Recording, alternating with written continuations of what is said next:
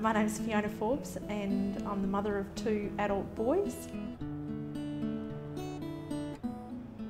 I'm the principal of a school in Western Australia, but my job's a lot bigger than that because I'm also the National President of the Australian Special Ed Principals Association. And my role as the National President is to advise government and other agencies on how best to support the learning of students with disabilities within our Australian sector.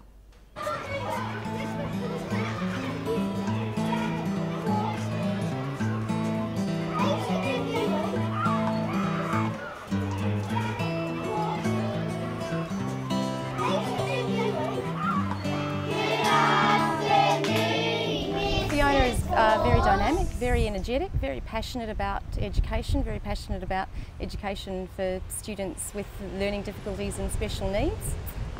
Really driven. I don't know how she maintains the schedule that she maintains, but she does. And our friendship has grown sort of alongside of our study and passions for education and learning. Fiona is energetic, committed and passionate, and also she's brave. When I was 12, my mother had a stroke and lost the power of speech and was paralysed down her right side.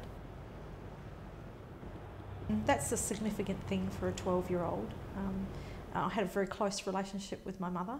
I watched her struggle with being able to, or not being able to communicate, and that was traumatic for a 12 and 13-year-old. And so I had to find a new way of communicating with my mother when I was young. So we have a way as a family, a code I suppose, in how we communicate with Mum, and that really ignited my passion for communication for students that have disabilities.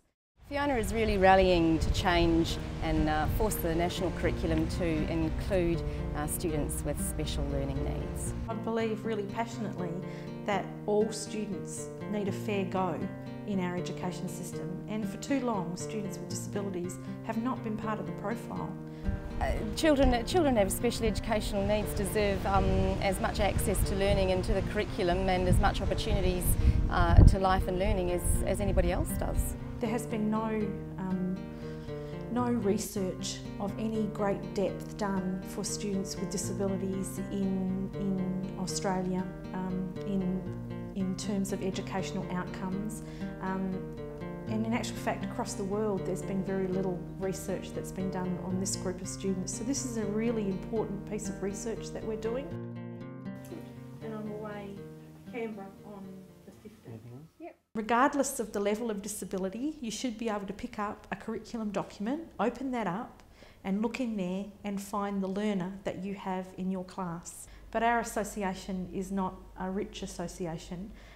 We only have 1,000 members across Australia, and they don't pay a huge amount of money to be part of our membership, and we don't have corporate sponsors.